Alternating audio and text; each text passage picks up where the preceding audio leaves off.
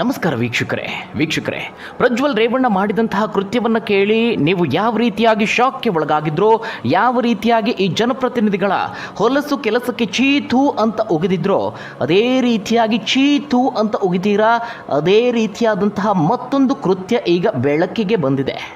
Pen drive ಪ್ರಕರಣದಲ್ಲಿ ಒಂದು ಮಹತ್ವದ ಆಡಿಯೋ ರಿಲೀಸ್ ಆಗಿದೆ. ಆ ಒಂದು ಆಡಿಯೋವನ್ನು ಕೇಳಿದ್ರೆ ನಮ್ಮ ರಾಜಕಾರಣಿಗಳು ಈ ಮಟ್ಟಕ್ಕೂ ಇಳಿತಾರ ಅಂತ ನೀವು ಖಂಡಿತವಾಗ್ಲೂ ಶಾಕ್ ಆಗ್ತೀರಾ. ನಾನು ಹೆಚ್ಚು ಕಾಯಿಸೋದಕ್ಕೆ ಹೋಗೋದಿಲ್ಲ, ಆ ಒಂದು ಆಡಿಯೋವನ್ನು ಪ್ಲೇ ಮಾಡ್ತೀನಿ. ಅದಕ್ಕೂ ಮೊದಲು ಆ ಒಂದು ಆಡಿಯೋದ ಬಗ್ಗೆ ಒಂದಷ್ಟು ಮಾಹಿತಿ ಇದೆ, ಅದನ್ನು ಹೇಳ್ತೀನಿ ಕೇಳಿ. ಪೆನ್ಡ್ರೈವ್ ವೈರಲ್ ಪ್ರಕರಣಕ್ಕೆ ಸಂಬಂಧಪಟ್ಟ ಹಾಗೆ ಹಾಸನದ ವಕೀಲರಾದಂತಹ ದೇವರಾಜೇಗೌಡರು ಜೈಲು ಪಾಲಾಗೋದಕ್ಕೂ ಮುಂಚೆ ಒಂದು ಸುದ್ದಿಗೋಷ್ಠಿಯನ್ನು ನಡೆಸಿದರು. ಪ್ರಮುಖವಾಗಿ ಆ ಸುದ್ದಿಗೋಷ್ಠಿಯಲ್ಲಿ ಪೆನ್ಡ್ರೈವ್ ವೈರಲ್ ಪ್ರಕರಣಕ್ಕೆ ಸಂಬಂಧಿಸಿದಂತೆ ಒಂದಷ್ಟು ನಾಯಕರ ಕೈವಾಡ ಇದೆ ಅಂತ ಆರೋಪವನ್ನು ಮಾಡಿದ್ರು. ಅದಕ್ಕೆ ಸಂಬಂಧಪಟ್ಟಂತಹ ಆಡಿಯೋವೊಂದನ್ನು ಕೂಡ ರಿಲೀಸ್ ಮಾಡಿದರು. ಅದರಲ್ಲಿ ದೇವರಾಜೇಗೌಡರು ಶಿವರಾಮೇಗೌಡರ ಜೊತೆಗೆ ಹಾಗೆ ಡಿ.ಕೆ. ಶಿವಕುಮಾರ್ ಅವರ ಜೊತೆಗೆ ಮಾತನಾಡಿರುವಂತಹ ಆಡಿಯೋವನ್ನು ರಿಲೀಸ್ ಮಾಡಿದರು. ಆದರೆ ಪೂರ್ತಿ ಆಡಿಯೋವನ್ನು ಆ ಸುದ್ದಿಗೋಷ್ಠಿಯಲ್ಲಿ ಅವರು ಪ್ಲೇ ಮಾಡಿರಲಿಲ್ಲ. ಕೇವಲ ಯಾರ್ಯಾರು ಮಾತನಾಡಿದ್ದಾರೆ ಅನ್ನೋದು ಗೊತ್ತಾಗಲಿ ಅನ್ನೋ ಕಾರಣಕ್ಕೆ ಸ್ವಲ್ಪ ಆಡಿಯೋವನ್ನು ಮಾತ್ರ ಪ್ಲೇ ಮಾಡಿದರು. ಹಾಗಾಗಿ ಸಂಪೂರ್ಣವಾಗಿ ಅದರಲ್ಲಿ ಏನು ಮಾತನಾಡಿದ್ದಾರೆ ಅನ್ನೋದು ಅರ್ಥ ಆಗ್ತಾ ಇರಲಿಲ್ಲ.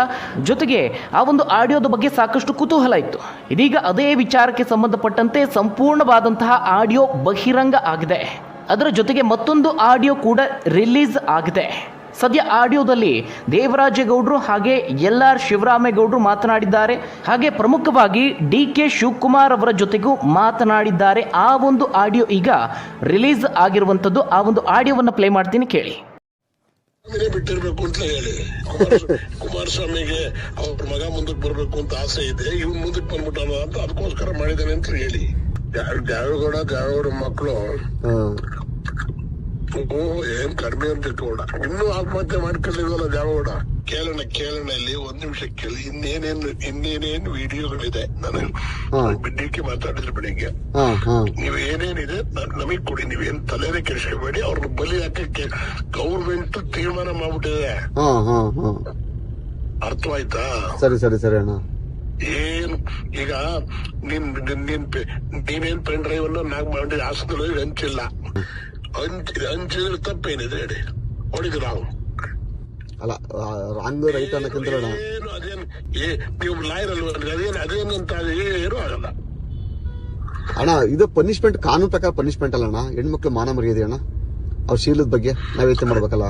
ಈಗ ಅದ್ರ ಬಗ್ಗೆ ನೀವ್ ಯಾಕೆ ಯೋಚನೆ ಮಾಡ್ತೀರಿ? ಅಮಿತ್ ಶಾ ಚೆನ್ನಾಗಿ ಹೇಳೋಣಲ್ಲ.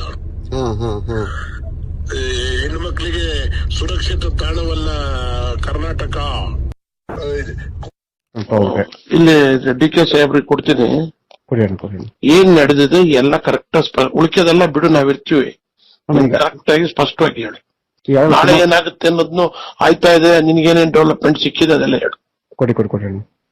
ನಮಸ್ಕಾರ ದೇವರಾಜ್ ಅಣ್ಣ. ನಮಸ್ಕಾರ ಅಣ್ಣ. ಚೆನ್ನಾಗಿರೋಣ ನೆನಪಾಯ್ತಣ್ಣ ನಂದು. ಹೇಳಿ ಅಣ್ಣ. ಹೇಳಿ ಅಣ್ಣ. ಏನೇನಾಯ್ತು? ಏನಿದೆ ಪರಿಸ್ಥಿತಿ ಅಣ್ಣ? ಇವಾಗಿನ ಪರಿಸ್ಥಿತಿಯಲ್ಲಿ ಸ್ವಲ್ಪ ಅವ್ರು ಏನ್ ಮಾಡಿದಾರೆ ಅಣ್ಣ, ಹೈಕೋರ್ಟ್ ಅಲ್ಲಿ ನಾಳೆ ಸ್ಟೇ ಆಗೋ ಚಾನ್ಸಸ್ ತುಂಬಾ ಇದೆ ಅಣ್ಣ. ಯಾಕಂದ್ರೆ ಕಂಪ್ಲೇಂಟರ್ಸ್ ಸರಿಯಾಗಿ ಕಂಪ್ಲೇಂಟ್ ಕೊಟ್ಟಿಲ್ಲ ಅಣ್ಣ. ಅಲ್ಲಿ ಅವ್ರ ಕಂಪ್ಲೇಂಟ್ ಯಾವ ತರ ಕೊಡ್ಬೇಕಾದ್ರೆ ಆ ತರ ಕೊಟ್ಟಿಲ್ಲ ಅವರು. ಸೊ ಹಾಗಾಗಿ ಆ ಗ್ರೌಂಡ್ ಅಲ್ಲಿ ಆಮೇಲೆ ಎರಡನೇದಾಗಣ ಆ ಸೆಕ್ಷನ್ ಅಣ್ಣ ಅಬೌವ್ 6 months ಡಿಲೇ ಆಯ್ತು ಅಂತಂದ್ರೆ ರೀಸನ್ ಕೊಡ್ಬೇಕಲ್ಲ. ಅದು ಬಹಳ ವ್ಯಾಲ್ಯೂಬಲ್ ರೀಸನ್ ಕೊಡ್ಬೇಕಲ್ಲಿ. ಇವರು ಈಚೆನೆ ಹೇಳಿದ್ರೆ 9 years ವ್ಯತ್ಯಾಸ ಹೇಳಿದ್ದಾರೆ ಡೇಟ್. ಬಟ್ ಇದೊಂದು ಅವ್ರಿಗೆ ಗ್ರೌಂಡ್ ಬಚಾವಕ್ಕೆ ಒಂದು ಅವಕಾಶ ಅಣ್ಣ. ಇನ್ನೊಂದು SIT ಅವರಣ ಅವ್ರು ಏನು ಡೈರೆಕ್ಟ್ ಆಗಿ ಅವ್ರನ್ನ ಕರ್ಕೊಂಡೋಗಿ ಕೋರ್ಟ್ ಅಲ್ಲಿ ಸಾಹೇಬ್ರ ಮುಂದೆ ಪ್ರೊಡ್ಯೂಸ್ ಮಾಡಿ ಅಲ್ಲಿ ಏನಾರ ರೇಪ್ ಅನ್ನ ಕಂಟೆಂಟ್ಸ್ ಏನಾರ ಕೊಡ್ತು ಅಂದ್ರಣ ಇದು ಸೀರಿಯಸ್ ಅಫೆನ್ಸ್ ಆಗ್ತದೆ ಅದು. ಸೊ ಆತರ ಅವರು ಅದನ್ನ ಮಾಡ್ಬೇಕಣ್ಣ. ಅದನ್ನ ಮಾಡಿಲ್ಲ. ಈಗ ಅಲ್ಲಿ ಸಾಹೇಬ್ರ ಮುಂದೆ ಮರಿ ಹೇಳಿಕೆ ಅಂತ ಕೊಡ್ಬೇಕಣ್ಣ. ಅವ್ರ ಮುಂದೆ ಕೊಡ್ಬೇಕು. 164 ಸ್ಟೇಟ್ಮೆಂಟ್ ಅಲ್ಲಿ ಸಾಹೇಬ್ರ ಮುಂದೆ ಕೊಡ್ಬೇಕಣ್ಣ. ಅದು ಕಾನ್ಫಿಡೆನ್ಶಿಯಲ್ ಆಗಿ ಅವ್ರು ಮಾಡಿಸ್ತಾರೆ ಅಣ್ಣ ಅದರಲ್ಲಿ. ಬಟ್ ಬಿಗಿ ಇಲ್ಲ ಅಣ್ಣ ಅವರು. ಅವರಲ್ಲಿ ಒಂದು ಸ್ಟ್ರೈಟ್ನೆಸ್ ಇಲ್ಲ. ನಮ್ಮ ಹತ್ರ ಇರೋರು ಸದ್ಯ ಅವರಾದ್ರೆ ಕರ್ಕೊ ಒಂದು ದೇವ್ರಿಗೆ ಹೇಳ್ತಿದೀವಲ್ಲ, ಹೇಳ್ಸೋರಲ್ಲ. ಹೌದೌದೌದೌದಣ್ಣ. ಸ್ವಲ್ಪ ಅವ್ರ ಒಂಚೂರು ಬಿಗಿ ಆಗಿದ್ರಣ್ಣ. ಆಯ್ತು, ನಾವು ಅಟೆಂಡ್ ಮಾಡ್ತೀವಿ. ಬೇರೆ ಎವಿಡೆನ್ಸಸ್ ಇಲ್ಲ. ಇದರಲ್ಲಿ ಪ್ರಮುಖವಾಗಿ ಸ್ಪಷ್ಟವಾಗಿ ಅಶ್ಲೀಲ ವಿಡಿಯೋ ಇರುವಂತಹ ಪೆನ್ ಡ್ರೈವ್ ವಿಚಾರವಾಗಿ ಮಾತನಾಡಿದ್ದಾರೆ. ಮೊದಲನೇದಾಗಿ ಇದರಲ್ಲಿ ಎಲ್.ಆರ್. ಶಿವರಾಮೇಗೌಡರು ಬಾಯಲ್ಲಿ ಬಂದಂತಹ ಒಂದಷ್ಟು ನುಡಿಮುತ್ತುಗಳ ಬಗ್ಗೆ ಮಾತನಾಡಲೇಬೇಕು. ಓರ್ವ ಜನಪ್ರತಿನಿಧಿ ಆದಂಥವ್ರು, ಮಾಜಿ ಸಂಸದ ಆದಂಥವ್ರು, ಮಾಜಿ ಶಾಸಕರಾಗಿದ್ದಂಥವ್ರು ಎಷ್ಟು ಹಗುರವಾಗಿ, ಎಷ್ಟು ಬೇಜವಾಬ್ದಾರಿತನದಿಂದ ಮಾತನಾಡಿದ್ದಾರೆ ಅನ್ನೋದನ್ನು ನೋಡಿದ್ರೆ ಇವರು ಮಾಡುವಂತಹ ರಾಜಕಾರಣ ಎಷ್ಟು ಕೀಳು ಮಟ್ಟದ್ದು ಅನ್ನೋದು ಇವತ್ತು ರಾಜ್ಯದ ಜನರ ಮುಂದೆ ಬಟಾ ಬಯಲಾಗಿದೆ. ಆ ಒಂದು ಆಡಿಯೋದಲ್ಲಿ ದೇವರಾಜೇಗೌಡರು ಬಹಳ ಸ್ಪಷ್ಟವಾಗಿ ಹೇಳ್ತಿದ್ದಾರೆ, ಅಶ್ಲೀಲ ವಿಡಿಯೋದಲ್ಲಿರುವಂತಹ ಆ ಹೆಣ್ಣು ಮಕ್ಕಳ ಮಾನ ಮರ್ಯಾದೆ ಪ್ರಶ್ನೆ, ಕಾನೂನು ಪ್ರಕಾರವಾಗಿಯೂ ಕೂಡ ಆ ವಿಡಿಯೋಗಳನ್ನು ವೈರಲ್ ಮಾಡೋದು ತಪ್ಪು, ಆ ಹೆಣ್ಣು ಮಕ್ಕಳ ಶೀಲದ ಬಗ್ಗೆಯೂ ಕೂಡ ನಾವು ಯೋಚನೆ ಮಾಡಬೇಕು ಅಂತ ದೇವರಾಜೇಗೌಡರು ಹೇಳ್ತಾ ಇದ್ರೆ ಒಂದು ಕಡೆ, ಅದಕ್ಕೆ ಪ್ರತ್ಯುತ್ತರವಾಗಿ ಆ ಮನುಷ್ಯ ಹೇಳ್ತಾನೆ, ಅದ್ರ ಬಗ್ಗೆ ನೀವ್ಯಾಕೆ ತಲೆ ಕೆಡಿಸ್ಕೋತೀರಾ, ನೀವು ಕೂಡ ಲಾಯರ್ ಅಲ್ವಾ, ಅಂಥದ್ದೇನಾಗುತ್ತೆ? ಈ ರೀತಿಯ ಮಾತನ್ನು ಓರ್ವ ಮಾಜಿ ಸಂಸದ ಹೇಳ್ತಾನೆ. ಅಂದರೆ ಆ ಹೆಣ್ಣು ಮಕ್ಕಳ ಮಾನ ಮರ್ಯಾದೆ ಹೋದರೆ ಹೋಗಲಿ, ಒಟ್ಟಿನಲ್ಲಿ ಪೆನ್ ಡ್ರೈವ್ ವೈರಲ್ ಆಗಬೇಕು, ತಮ್ಮ ನೀಚ ರಾಜಕಾರಣದ ಉದ್ದೇಶ ಏನಿದೆ ಅದು ಈಡೇರಬೇಕು. ಎಂತಹ ಕೀಳು ಮಟ್ಟದ ರಾಜಕಾರಣ ನೋಡಿ.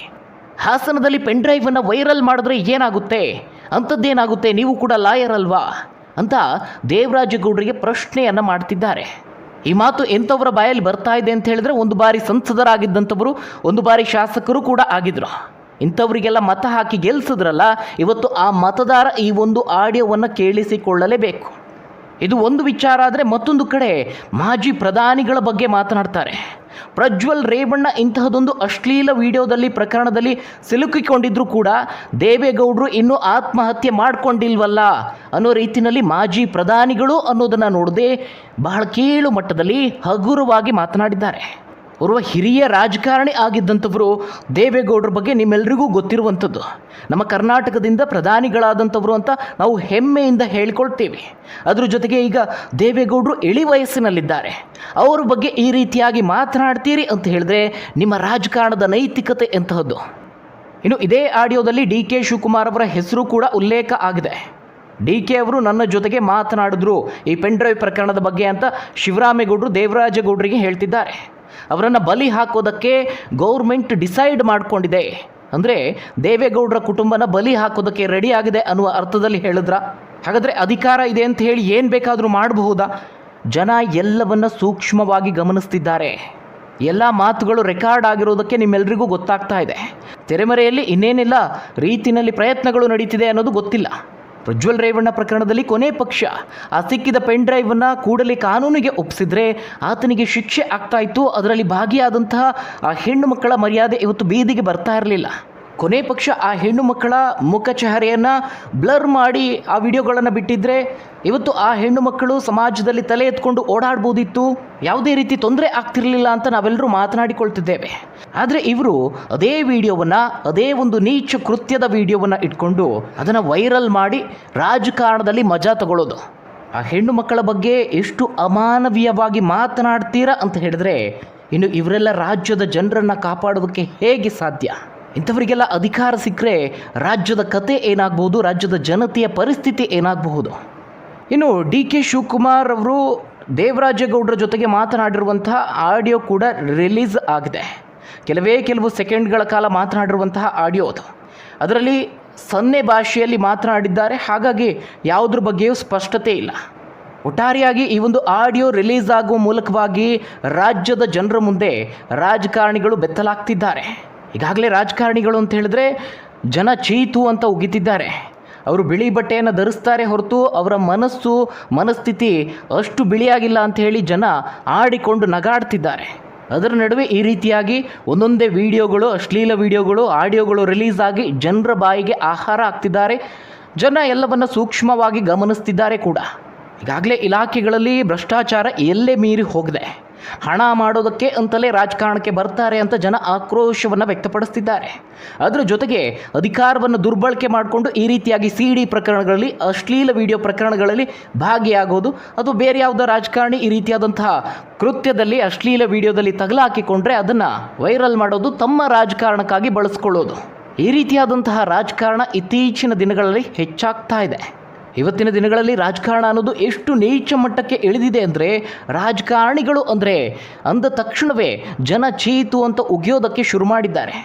ಅಧಿಕಾರಕ್ಕೆ ಏರಬೇಕು, ಹಣ ಮಾಡಬೇಕು, ಅಧಿಕಾರದಿಂದ ಸಿಗುವಂತಹ ಆ ಎಲ್ಲ ಸುಖ ಸಂಪತ್ತನ್ನು ಅನುಭವಿಸಬೇಕು ಅನ್ನೋ ಕಾರಣಕ್ಕೆ ಈ ನೀಚ ರಾಜಕಾರಣಿಗಳು ಎಂತೆಂತಹ ಕೆಲಸವನ್ನು ಮಾಡೋದಕ್ಕೂ ಕೂಡ ತಯಾರಿರ್ತಾರೆ. ಒಬ್ಬ ಸರಿ ಇಲ್ಲ ಅಂಥೇಳಿ ಮುಂದಿನ ಚುನಾವಣೆಯಲ್ಲಿ ಮತ್ತೊಬ್ಬನನ್ನು ಆಯ್ಕೆ ಮಾಡಿದರೆ ಆತನು ಕೂಡ ಅಂಥವನೇ. ಈಗಿನ ಕಾಲದಲ್ಲಿ ಸ್ವಚ್ಛ ರಾಜಕಾರಣಿ ಯಾರಿದ್ದಾರೆ ಅಂತ ಹುಡುಕೋಕೆ ಹೋದರೆ ಎಲ್ಲೋ ಕೆಲವು ಮಂದಿ ಮಾತ್ರ ನಮಗೆ ಕಾಣಸಿಗ್ತಾರೆ.